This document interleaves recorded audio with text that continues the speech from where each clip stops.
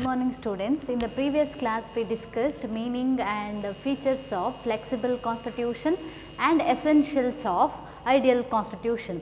In today's class I am going to explain you forms of government. Under the first one, democratic form of government, its meaning and features. All over the world, the form of government are broadly classified into two types. One is democratic form of government, another one is dictatorial form of government.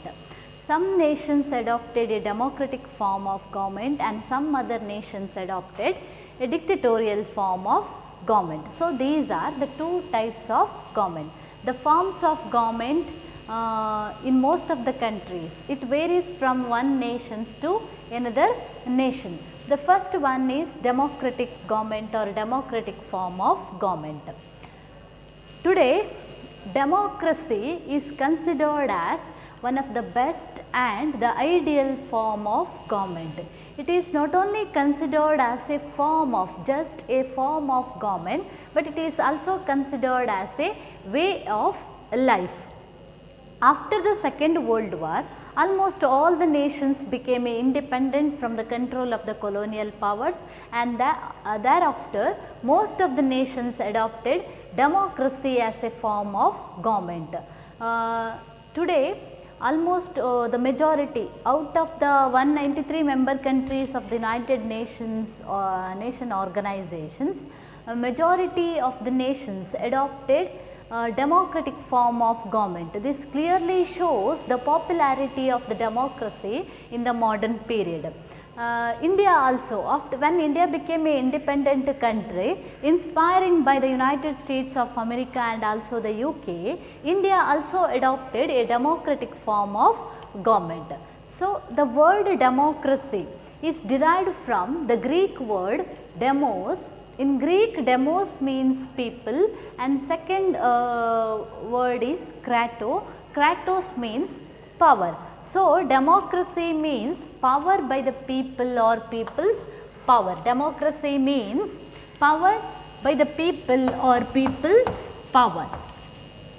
Power by the people or people's power. When we look at the definitions of democracy, different political thinkers interpreted the democracy in their own way. Democracy, ಇವತ್ತಿನ ಕ್ಲಾಸಲ್ಲಿ ನಾವು democracy ಅದರ ಅರ್ಥ ಮತ್ತು ಅದರ ಲಕ್ಷಣಗಳ ಬಗ್ಗೆ ತಿಳ್ಕೊಳ್ಳಿಕ್ಕಿದ್ದೇವೆ. ಈ ಸರ್ಕಾರದ ವಿಧಗಳಲ್ಲಿ ಎರಡು ಟೈಪ್ಗಳನ್ನು ನಾವು ಕಾಣ್ತೇವೆ, ಎರಡು ವಿಧಗಳನ್ನು ಕಾಣ್ತೇವೆ. ಹೇಗೆ ಕಾನ್ಸ್ಟಿಟ್ಯೂಷನಲ್ಲಿ ಬೇರೆ ಬೇರೆ ಟೈಪ್ಸ್ ಇದೆಯಾ, ಹಾಗೆ ಸರ್ಕಾರದಲ್ಲೂ ಕೂಡ ಬೇರೆ ಬೇರೆ ಥರದ ಸರ್ಕಾರಗಳು ಅನ್ನುವಂಥದ್ದಿದೆ. ಅದರಲ್ಲಿ ಸರ್ಕಾರಗಳನ್ನು ನಾವು ಎರಡು ಟೈಪ್ಗಳಾಗಿ ಡಿವೈಡ್ ಮಾಡ್ಬೋದು. ಒಂದು ಪ್ರಜಾಸತ್ತಾತ್ಮಕ ಮಾದರಿಯ ಸರ್ಕಾರ, ಇನ್ನೊಂದು ನಿರಂಕುಶ ಮಾದರಿಯ ಸರ್ಕಾರ ಅಂತೇಳಿ. ಇವತ್ತು ಹೆಚ್ಚಿನ ದೇಶಗಳಲ್ಲಿ ನಾವು ಯಾವ ಥರದ ಸರ್ಕಾರವನ್ನು ಕಾಣ್ತೇವೆ ಅಂತ ಹೇಳಿದರೆ ಪ್ರಜಾಸತ್ತಾತ್ಮಕ ಮಾದರಿಯ ಸರ್ಕಾರಗಳನ್ನು ಕಾಣ್ತೇವೆ. ಅಂದರೆ ಇವತ್ತು ಡೆಮೋಕ್ರಸಿ ಎಷ್ಟು ಪಾಪ್ಯುಲರ್ ಆಗಿದೆ ಅಂತ ಹೇಳಿದರೆ, USSR ಇಂಟಿಗ್ರೇಷನ್ಸ್ ನಂತರ, ಯಾವಾಗ USSR ರಷ್ಯಾ ನೇತೃತ್ವದಲ್ಲಿ USSR ಅನ್ನುವಂಥದ್ದು ಆರ್ಗನೈಸೇಷನ್ಸ್ ಒಂದು ರಚನೆಯಾಗಿತ್ತು. ಈ ಕೋಲ್ಡ್ ವಾರ್ನ ನಂತರ ಅಥವಾ ಕೋಲ್ಡ್ ವಾರ್ ಅನ್ನುವಂಥದ್ರ ನಂತರ ಈ USSR ಅನ್ನುವಂಥದ್ದು ಪತನಗೊಳ್ತದೆ. ಅಲ್ಲಿ ಇದ್ದಂಥ ಹೆಚ್ಚಿನ ರಾಷ್ಟ್ರಗಳು USSR ಒಕ್ಕೂಟದಿಂದ ಹೊರಗೆ ಬರ್ತದೆ ಮತ್ತು ಆ ದೇಶಗಳು ಅಷ್ಟು ವರ್ಷ ಕಮ್ಯುನಿಸಮನ್ನು ಸ್ಟ್ರಾಂಗ್ ಆಗಿ ಸಪೋರ್ಟ್ ಮಾಡ್ತಾ ಇದ್ದಂತಹ ದೇಶಗಳು ಕೂಡ ಕೋಲ್ಡ್ ವಾರಿನ ನಂತರ ಡೆಮೋಕ್ರಸಿಯನ್ನೇ ಫಾರ್ಮ್ ಆಫ್ ಗೌರ್ಮೆಂಟ್ ಆಗಿ ಆಕ್ಸೆಪ್ಟ್ ಮಾಡಿದ್ದು ಅಥವಾ ಡೆಮೋಕ್ರಸಿ ಪ್ರಜಾಸತ್ತಾತ್ಮಕ ಮಾದರಿಯ ಸರ್ಕಾರಗಳನ್ನು ಅಳವಡಿಸಿಕೊಂಡದ್ದನ್ನು ನಾವು ಕಾಣ್ತೇವೆ. ಅದಲ್ಲದೆ ಇವತ್ತಿಗೆ ವಿಶ್ವಸಂಸ್ಥೆಯ ಹೆಚ್ಚಿನ ಸದಸ್ಯ ರಾಷ್ಟ್ರಗಳೆಲ್ಲವೂ ಕೂಡ ಯಾವುದಾಗಿದೆ ಅಂತ ಹೇಳಿದರೆ ಪ್ರಜಾಪ್ರಭುತ್ವ ದೇಶಗಳೇ ಆಗಿವೆ ಅಂತೇಳಿ. ಇದು ಏನು ತೋರಿಸ್ತದೆ ಅಂತ ಹೇಳಿದರೆ, ಇವತ್ತು ಪ್ರಜಾಪ್ರಭುತ್ವ ಮಾದರಿಯ ಸರ್ಕಾರ ಅನ್ನುವಂಥದ್ದು ಎಷ್ಟು ಪಾಪ್ಯುಲರ್ ಆಗಿದೆ, ಎಷ್ಟು ಜನಪ್ರಿಯ ಆಗಿದೆ ಅನ್ನೋದನ್ನು ತೋರಿಸ್ತದೆ. ಅಥವಾ ಎಲ್ಲೆಲ್ಲಿ ಡಿಕ್ಟೇಟೋರಿಯಲ್ ಫಾರ್ಮ್ ಆಫ್ ಗೌರ್ಮೆಂಟ್ ಇದೆ, ಇವತ್ತು ನಿರಂಕುಶ ಮಾದರಿಯ ಸರ್ಕಾರಗಳಿದೆ, ಅಲ್ಲೆಲ್ಲ ಪ್ರಜಾಸತ್ತಾತ್ಮಕ ಚಳುವಳಿಗಳು ಆಗ್ತಾ ಇರೋದನ್ನು ಕೂಡ ನಾವು ಕಾಣ್ತಾ ಇದ್ದೇವೆ. ಅಂದರೆ ಡೆಮೋಕ್ರೆಟಿಕ್ ಮೂವ್ಮೆಂಟ್ ಆಗ್ತಾ ಇರೋದನ್ನು ನಾವು ಕಾಣ್ತಾ ಇದ್ದೇವೆ. ಯಾಕಂದರೆ ನಮಗೆ ಡಿಕ್ಟೇಟರ್ಶಿಪ್ ಸಾಕು, ನಮಗೆ ಡೆಮೋಕ್ರಸಿ ಅನ್ನುವಂಥದ್ದು ಬೇಕು ಅನ್ನೋದಾಗಿ ಜನರು ಪ್ರೊಟೆಸ್ಟ್ ಮಾಡ್ತಾ ಇರುವುದನ್ನು ಕೂಡ ಕಾಣ್ತೇವೆ. ಈ ಡೆಮೋಕ್ರಸಿ ಅನ್ನುವಂತಹ ಶಬ್ದವು ಗ್ರೀಕ್ ವರ್ಡ್ ಅಂತ ಡೆಮೋಸ್ ಮತ್ತು ಕ್ರೇಟೋ ಅನ್ನುವಂಥ ಶಬ್ದದಿಂದ ಬಂದಿರುವುದು. ಡೆಮೋಸ್ ಅಂತ ಹೇಳಿದರೆ ಜನರು ಅಂತ ಅರ್ಥವನ್ನು ಕೊಡ್ತದೆ.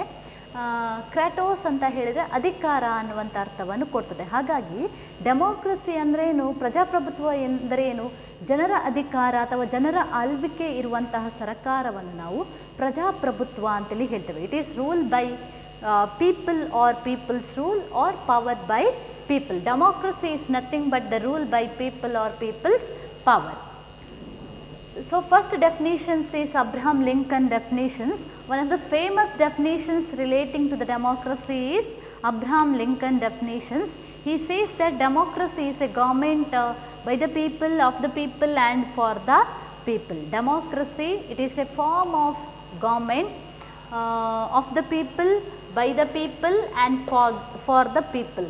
So the meaning of the simple meaning of Abraham Lincoln's definitions is, he says that democracy is nothing but the rule by people, or in democracy everything is depends on the consent of the people ಅಂತೇಳಿ. ಈಗ ನಾವು definitions ಅನ್ನು ನೋಡೋದಿದ್ರೆ ಡೆಮೋಕ್ರಸಿಗೆ ಸಂಬಂಧಪಟ್ಟಂಥ ಒಂದು famous definition Abraham ಲಿಂಕನ್ನ definition.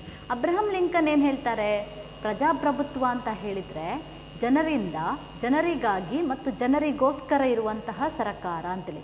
ಅಂದರೆ ಜನರಿಂದ, ಜನರಿಗಾಗಿ, ಜನರಿಗೋಸ್ಕರ ಇರುವ ಸರ್ಕಾರ ಅಂತ ಹೇಳಿದರೆ ಅವರ ಮಾತಿನ ಅರ್ಥ ಏನು ಅಂತ ಹೇಳಿದರೆ, ಡೆಮೋಕ್ರಸಿ ಅನ್ನುವಂಥದ್ರಲ್ಲಿ ಎಲ್ಲವೂ ನಿಂತಿರುವುದು ಜನರ ಮೇಲೆ ಅಥವಾ ಜನರ ಒಪ್ಪಿಗೆಯ ಮೇಲೆ ಅಂತೇಳಿ. ಅಲ್ಲಿ ಎಲ್ಲವೂ ಡಿಸೈಡ್ ಆಗೋದು, ಎಲ್ಲವೂ ನಿರ್ಧಾರ ಆಗೋದು ಜನರ ಒಪ್ಪಿಗೆಯ ಮೇಲೆ. ಹಾಗಾಗಿ ಜನರಿಂದ ನಡೆಸಲ್ಪಡುವಂತಹ, ಜನರಿಂದ ಮತ್ತು ಜನರಿಗೋಸ್ಕರವೇ, ಜನರಿಂದ ನಡೆಸಲ್ಪಡುವ, ಜನರಿಗಾಗಿ ನಡೆಸಲ್ಪಡುವ ಮತ್ತು ಜನರಿಗೋಸ್ಕರ ನಡೆಸಲ್ಪಡುವ ಸರ್ಕಾರವನ್ನು ಪ್ರಜಾಪ್ರಭುತ್ವದ ಸರ್ಕಾರ ಅಂತೇಳಿ ಹೇಳ್ಬೋದು. ಅಂದರೆ everything is depends on the consent of the people. Next second one, John Seeley's definitions. He says that democracy is a government in which everyone has a share. John ಸೀಲೆಯ ಪ್ರಕಾರ ಪ್ರಜಾಪ್ರಭುತ್ವ ಅಂತ ಹೇಳಿದರೆ ಎಲ್ಲರಿಗೆ ಪಾಲು ಇರುವಂತಹ ಸರ್ಕಾರವನ್ನು ಅವರು ಪ್ರಜಾಪ್ರಭುತ್ವ ಅಂತೇಳಿ ಹೇಳ್ತಾರೆ. ಎಲ್ಲರಿಗೆ ಪಾಲು ಇರುವ ಸರ್ಕಾರ ಅಂತಂದ್ರೇನು, ಇನ್ which everyone has a share ಅಂತ ಹೇಳಿದರೆ, democracy is not A rule by few, democracy is A rule by many. In democratic form of government, political power is vested in the hands of many. For example, President, Prime Minister, Council of Ministers, Governor, Chief Minister, etc., etc. So, in democracy, powers, political powers are not vested in the hands of the few like dictatorial form of government. If you take the example of dictatorial form of government, in dictatorship, political power is vested in the hands of one person or the one group. But in democracy, political powers are vested in the hands of many ಅಂತೇಳಿ. ಅಂದರೆ ಇದರ ಅರ್ಥ ಏನು ಅಂತ ಹೇಳಿದರೆ, ಎಲ್ಲರಿಗೆ ಪಾಲು ಇರುವ ಸರ್ಕಾರ ಅಂತ ಹೇಳಿದರೆ ಇಲ್ಲಿ ರಾಜಕೀಯ ಅಧಿಕಾರ, ಡೆಮೋಕ್ರಸಿಯಲ್ಲಿ ರಾಜಕೀಯ ಅಧಿಕಾರ ಅನ್ನುವಂಥದ್ದು ಕೆಲವರ ಕೈಯಲ್ಲಿ ಕೇಂದ್ರೀಕೃತವಾಗಿರುವುದಿಲ್ಲ, ಒಬ್ಬನ ಕೈಯಲ್ಲಿ, ಒಂದು ಗುಂಪಿನ ಕೈಯಲ್ಲಿ ಕೇಂದ್ರೀಕೃತವಾಗಿರುವುದಿಲ್ಲ. ನಾವು ಈಗ ಡಿಕ್ಟೇಟರ್ಶಿಪ್ ತಗೊಂಡ್ರೆ, ನಿರಂಕುಶಾಧಿಕಾರ ತಗೊಂಡ್ರೆ ಅಲ್ಲಿ ಅಧಿಕಾರ ಹೇಗಿರ್ತದಂತ ಹೇಳಿದರೆ ಒಬ್ಬನ ಕೈಯಲ್ಲಿ ಕೇಂದ್ರೀಕೃತವಾಗಿರ್ತದೆ, ಅಥವಾ ಕೆಲವು ಸಂದರ್ಭದಲ್ಲಿ ಅದು ಒಂದು ಗುಂಪಿನ ಕೈಯಲ್ಲಿ ಕೇಂದ್ರೀಕೃತವಾಗಿರುವುದು.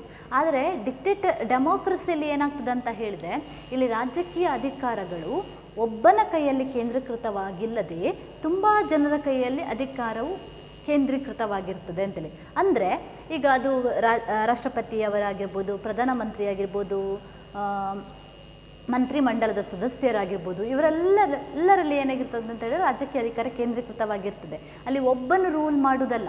ಈಗ ಡೆಮೋಕ್ರಸಿ ಅಂತ ತಗೊಂಡ್ರೆ ಅಲ್ಲಿ ಒಬ್ಬನ ರೂಲಲ್ಲ, ಅಲ್ಲಿ ತುಂಬ ಜನರ ರೂಲನ್ನು ಕಾಣ್ತೇವೆ. ಮತ್ತು ಅದು ರೂಲ್ ಬೈ ಮೆನಿ, ಅದು ತುಂಬ ಜನರ ಆಳ್ವಿಕೆ, ಮತ್ತು ಅವರನ್ನು ಆರಿಸಿರುವವರು ಕೂಡ ಯಾರು, ಇಲೆಕ್ಟ್ ಮಾಡಿರುವವರು ಕೂಡ ಯಾರು.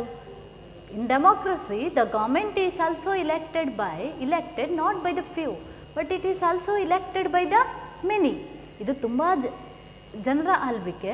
ಹಾಗೆ ಅದರ ಜೊತೆಗೆ ಇವರನ್ನು ಆಯ್ಕೆ ಮಾಡಿರುವವರು ಯಾರು, ಒಂದು ಕೆಲವೇ ವರ್ಗದವರು ಅಲ್ಲ, ಕೆಲವೇ ಒಂದು ಗುಂಪಿನವರಲ್ಲ, ಬದಲಾಗಿ ಈ ಗೌರ್ಮೆಂಟನ್ನು ಕೂಡ ಇಲ್ಲಿ ರಚನೆ ಮಾಡಿರುವವರು ಯಾರು ಅಂತ ಹೇಳಿದರೆ ತುಂಬ ಜನರು ಸೇರಿ, ಅಂದರೆ ಎಲ್ಲ ವಯಸ್ಕ ಮತದಾರರು ಸೇರಿ, ಅಡಲ್ಟ್ ಸಿಟಿಸನ್ ಸೇರಿ ಅಲ್ಲಿ ಸರ್ಕಾರವನ್ನು ರಚಿಸಿರುವುದು. ಹಾಗಾಗಿ ಅಲ್ಲಿ ಅಧಿಕಾರವೂ ಕೂಡ ತುಂಬ ಜನರ ಕೈಯಲ್ಲಿರ್ತದೆ ಮತ್ತು ಅವರನ್ನು ಆರಿಸುವವರು ಕೂಡ ಕೆಲವರೆಲ್ಲ ತುಂಬ ಜನರು ಇರ್ತಾರೆ. ಹಾಗಾಗಿ ಜಾನ್ ಸೀಲೆ ಏನು ಹೇಳೋದು ಅಂತ ಹೇಳಿದರೆ, ಡೆಮೋಕ್ರಸಿ ಅಂತ ಹೇಳಿದರೆ ಎಲ್ಲರಿಗೆ ಪಾಲು ಇರುವಂಥ ಸರ್ಕಾರ.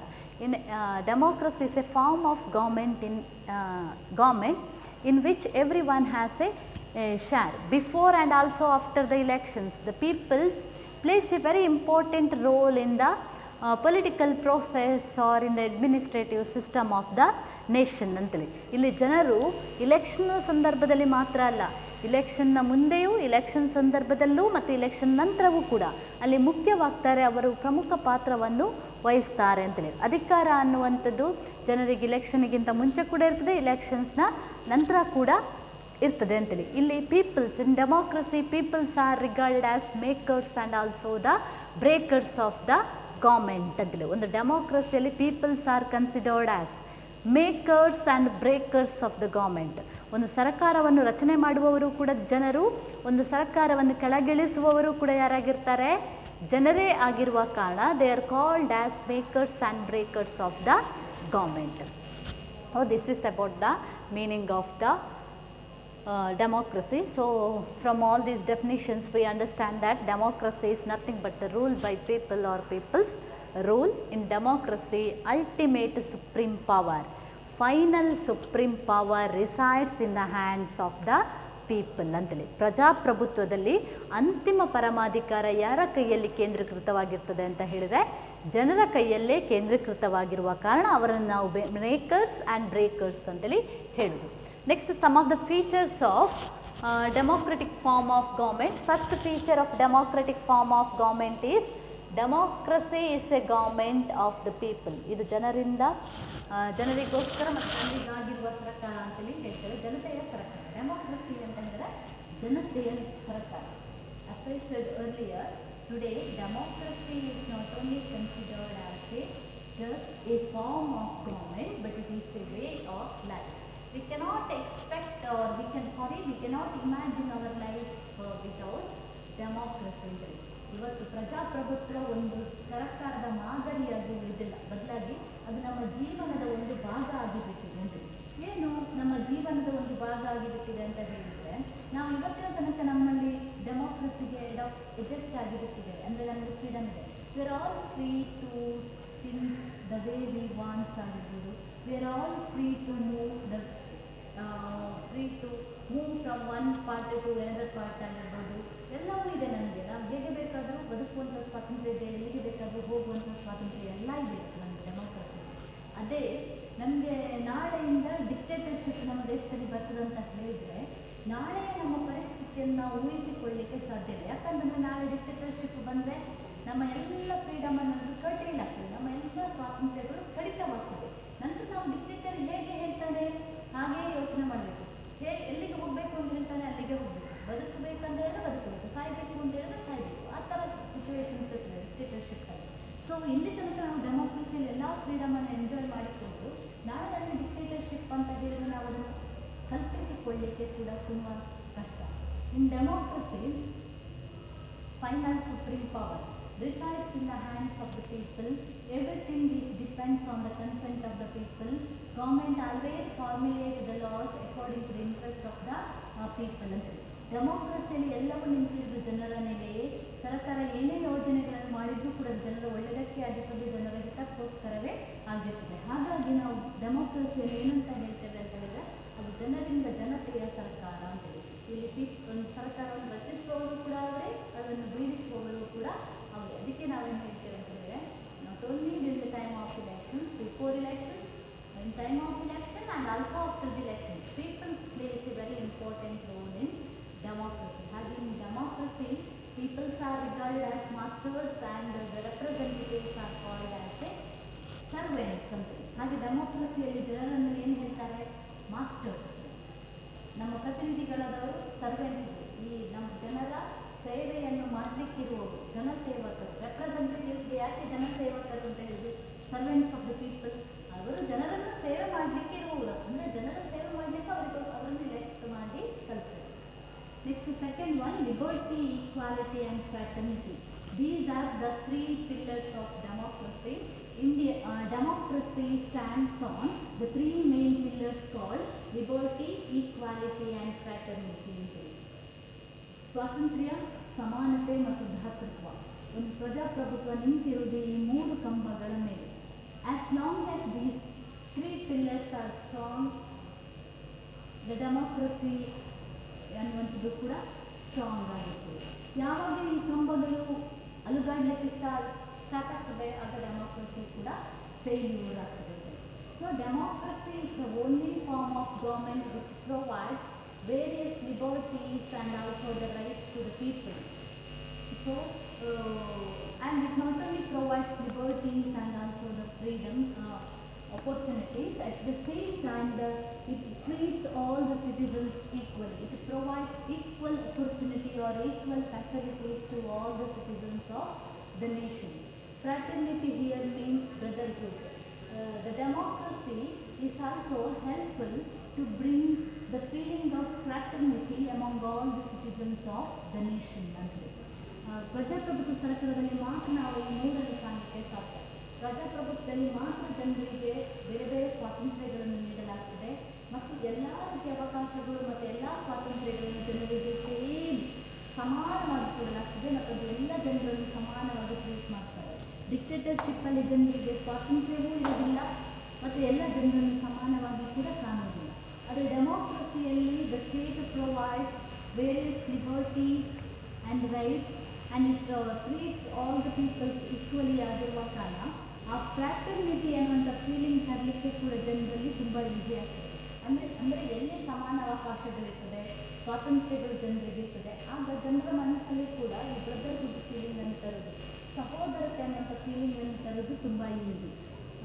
ಲಿಬರ್ಟಿ, ಈಕ್ವಾಲಿಟಿ ಇಲ್ಲ ಅಂತ ಹೇಳಿದರೆ ಜನರ ಮನಸ್ಸಿನಲ್ಲಿ ಸಹೋದರತೆ ಭಾವನೆ, V are all one, we are the members of one Nations ಅಂತ ಭಾವನೆ ಏನಿದೆ, ನಾವೆಲ್ಲರೂ ಕೂಡ ಒಂದೇ ಕುಟುಂಬದವರು, ನಾವೆಲ್ಲರೂ ಕೂಡ ಒಂದೇ ಕುಟುಂಬದ ಸದಸ್ಯರು, ನಾವೆಲ್ಲರೂ ಒಂದೇ ಅನ್ನೋಂಥ ಭಾವನೆ ತರಬೇಕು ಅಂದರೆ ಅಲ್ಲಿ ಸ್ಟೇಟ್ ಎಲ್ಲ ಜನರಿಗೆ ಕೂಡ ಫ್ರೀಡಮ್ ಕೊಡಬೇಕು ಮತ್ತು ಹೇಗೆ ಕೊಡಬೇಕು ಅಂತ ಹೇಳಿದರೆ ಸಮಾನವಾಗಿ ಕೊಡಬೇಕು. ಆಗ ನನಗೆ ಏನು ಬರ್ತದೆ ಅಂತ ಹೇಳಿದ್ರೆ ವಿ ಆರ್ ಆಲ್ ಒನ್ ಅನ್ನೋಂಥ ಫೀಲಿಂಗ್ ಬರ್ತದೆ. For example, India provides the freedom and also the opportunities equally to all the citizens of our country. ಹಾಗಾಗಿ ನಮ್ಮಲ್ಲಿ ಬ್ರದರ್ಹುಡ್ ಫೀಲಿಂಗ್ ಬರ್ತದೆ. India is our state, we are all the members of one family, all the citizens of our country are my brothers and also the sisters. ಈ ದೇಶದಲ್ಲಿ ವಾಸ ಮಾಡುವಂಥ ಎಲ್ಲ ಜನರು ಕೂಡ ನನ್ನ ಸಹೋದರರು ಸಹೋದರಿಯರು ಇದ್ದ ಹಾಗೆ ಅವರನ್ನೆಲ್ಲ ನೋಡಿಕೊಳ್ಬೇಕಾದ್ದು ನನ್ನದು ರೆಸ್ಪಾನ್ಸಿಬಿಲಿಟಿ, ಅಥವಾ ಈ ದೇಶದ ನನ್ನ ಮನೆ ಅನ್ನೋದು ಫೀಲಿಂಗ್ ಬೇಕು ಅಂತಿದೆ. ಅಲ್ಲಿ ಲಿಬರ್ಟಿ ಕೂಡ ಬೇಕು, ಈಕ್ವಾಲಿಟಿ ಕೂಡ ಬೇಕು. ಸೊ ಡೆಮೋಕ್ರಸಿ ಈ ರೀತಿಯಾಗಿ ಮೂರು ಕಂಬಗಳ ಮೇಲೆ ನಿಂತಿರ್ತದೆ. Next third one, elections are mandatory. The one main difference between democracy and dictatorship is, in dictatorship, dictator capture the political power by using the force and power. But in democratic form of government, the representatives capture the political power through the consent of the people or through the elections. ಒಂದು ಡಿಕ್ಟೇಟರ್ಶಿಪ್ಪಿಗೆ ಮತ್ತು ಡೆಮೋಕ್ರಸಿಗೆ ವ್ಯತ್ಯಾಸ ಏನು ಅಂತ ಹೇಳಿದರೆ, ಡಿಕ್ಟೇಟರ್ಶಿಪ್ಪಲ್ಲಿ ಒಬ್ಬ dictator ಆದವರು ರಾಜಕೀಯ ಅಧಿಕಾರಗಳನ್ನು ಹೇಗೆ ಪಡೆದುಕೊಳ್ತಾನೆ? ಬಲ ಪ್ರಯೋಗದ ಮೂಲಕ, ಬಲವನ್ನು ಉಪಯೋಗಿಸಿ ಅಥವಾ ಆರ್ಮಿಯನ್ನು ಉಪಯೋಗಿಸಿ ಒಂದು ರಾಜಕೀಯ ಅಧಿಕಾರವನ್ನು ಕಿತ್ತುಕೊಳ್ತಾರೆ.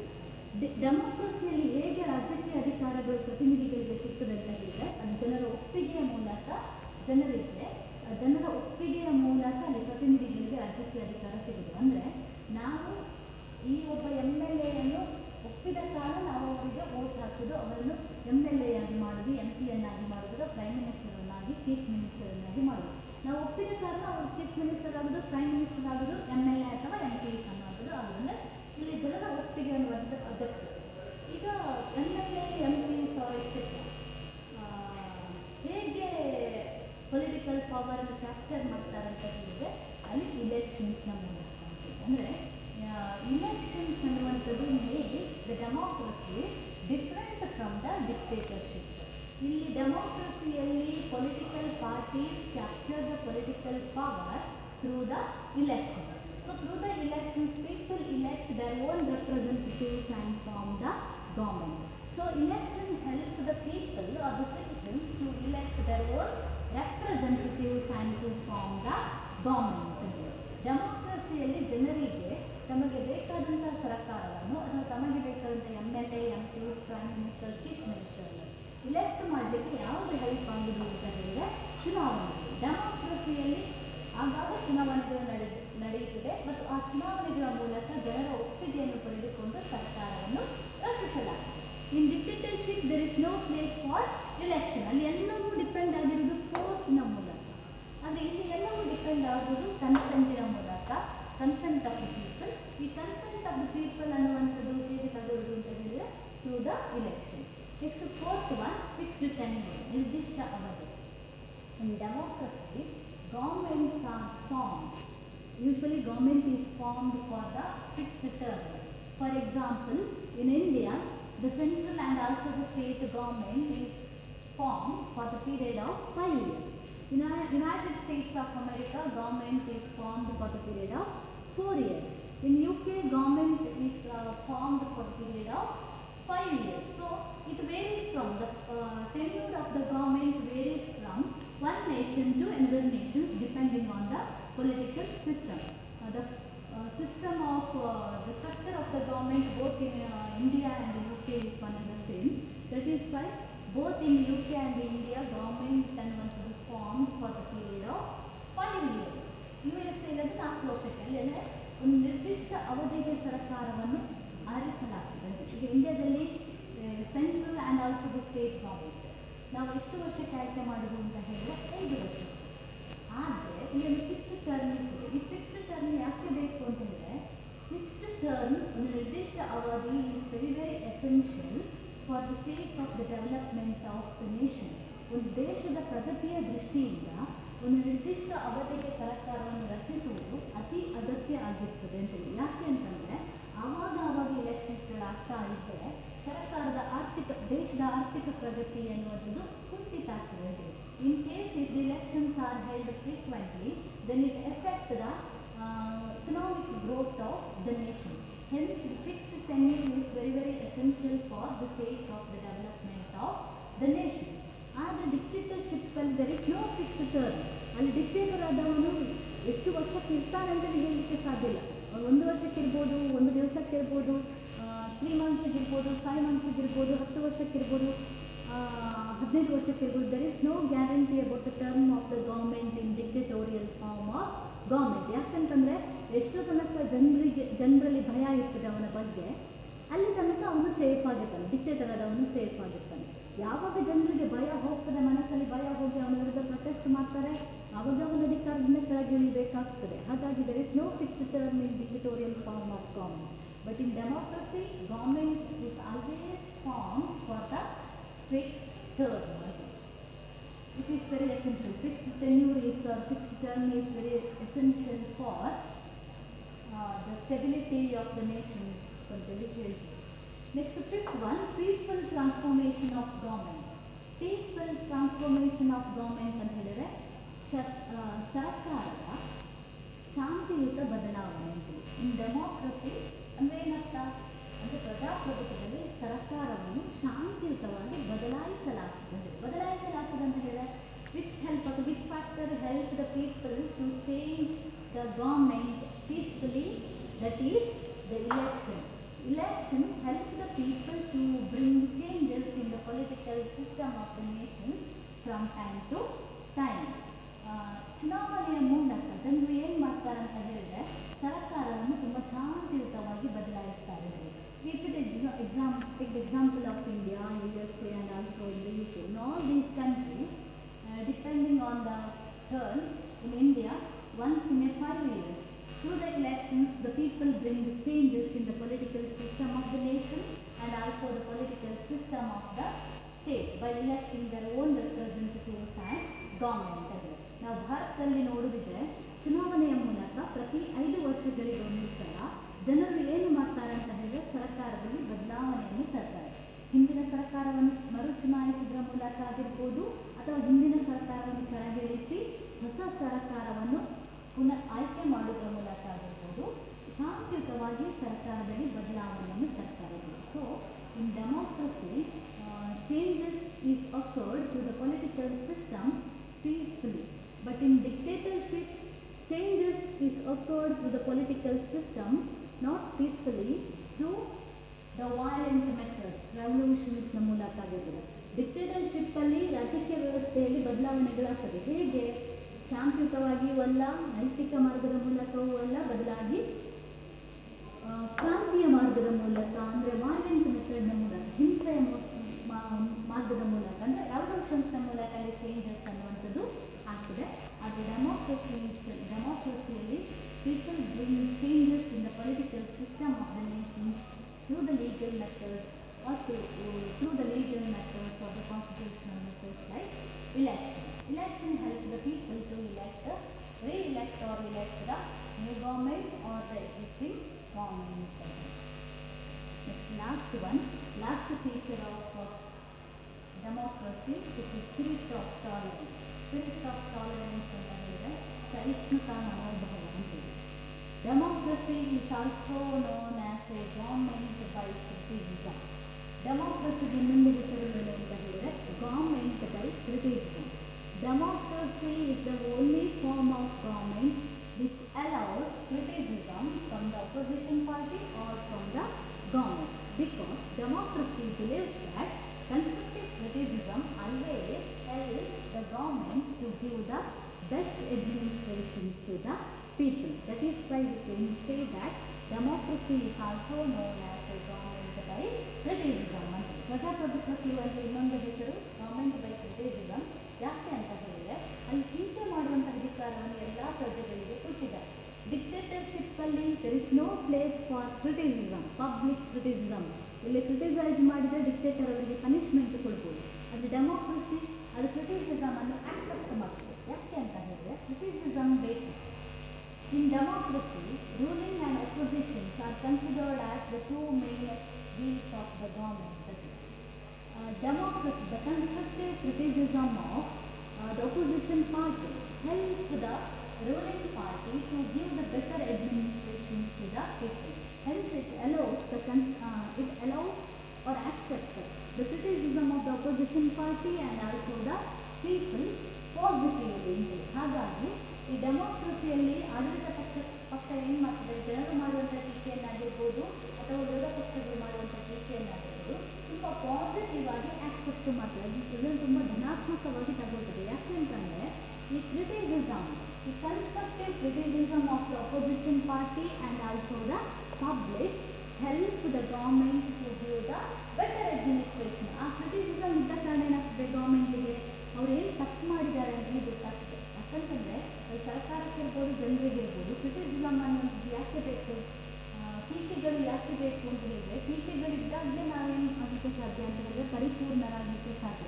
ಟೀಕೆಗಳು ಬರಲಿಲ್ಲ ಅಂತ ಹೇಳಿದರೆ ನಮಗೆ ನಮ್ಮ ಮಿಸ್ಟೇಕ್ಸನ್ನು ಸರಿ ಮಾಡಲಿಕ್ಕೆ ಸಾಧ್ಯವೇ ಆಗಿಲ್ಲ. ಹಾಗಾಗಿ ಡೆಮೋಕ್ರಸಿ ವಿಷಯಕ್ಕೆ ಬಂದಾಗ public help the government, opposition party, constructive criticism of the opposition party and the public help the government to do the better administration to the people. That is why democracy is also called as a spirit of tolerance. So, these are about the meaning, definitions and features of democratic form of government.